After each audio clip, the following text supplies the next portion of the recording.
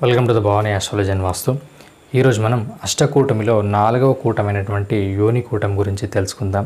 ఈ యోని కూటమి చూసే విధానంలో మనకు నక్షత్రాలకు కొన్ని యోనులు అనేది నిర్ణయించడం జరుగుతుంది. వాటి ఆధారంగానే మనము యోని కూటమిని నిర్ణయించాల్సి ఉంటుంది. మనకు అభిజిత్ నక్షత్రంతో కలిపి 28 నక్షత్రాలు ఉంటాయి.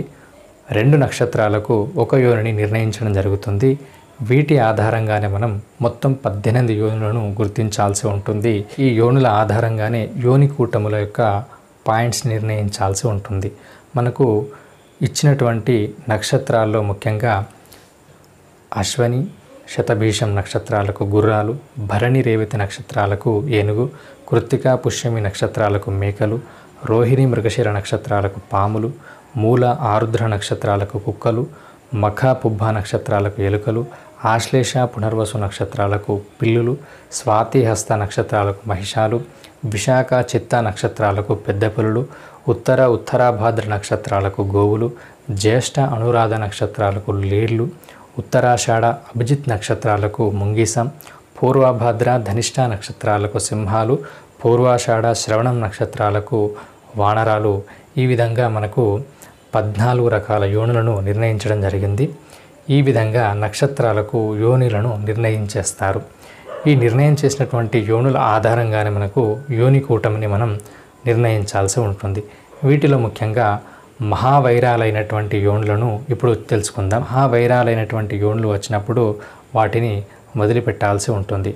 ఈ మహావైరాలైనటువంటి యోనులను కనుక చూసినట్లయితే గోవు, పెద్ద పులులు, పాము, ముంగీస, ఏనుగు, సింహాలు, వానరాలు, మేకలు, గుర్రాలు, మహిషాలు, అట్లాగే పిల్లులు, ఎలుకలు, ఈ విధమైనటువంటి అట్లాగే కుక్కలు, లేర్లు, ఈ విధమైన వైరంగల యోనులు వచ్చినప్పుడు వాటిని వదిలివేయాల్సి ఉంటుంది.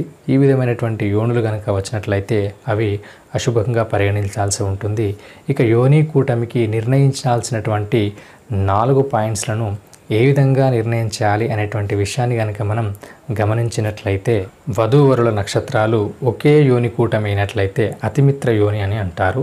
ఈ అతిమిత్ర యోని ఎప్పుడైతే అవుతుందో ఆ నక్షత్రాల వారికి 4 పాయింట్స్ని ఇవ్వడం జరుగుతుంది.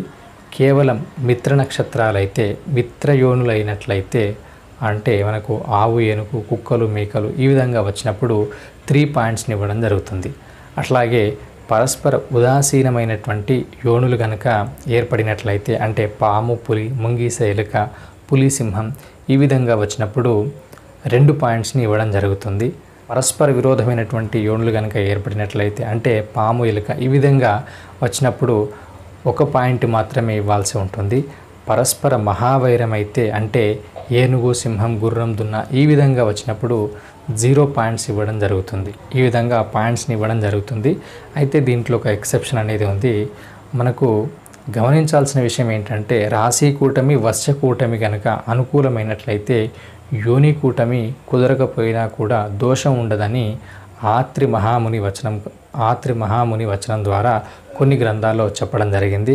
కాబట్టి యోని కూటమిని ఏ విధంగా చూడాలి, యోని కూటమికి ఇవ్వాల్సినటువంటి 4 ఏ విధంగా ఇవ్వాలి అనేటువంటి విషయాన్ని మనం ఈ వీడియోలో తెలుసుకుందాం. ఇంకా ఈ వీడియో నచ్చినట్లయితే లైక్ చేయండి, షేర్ చేయండి, సబ్స్క్రైబ్ చేయండి. Thank you for watching this video.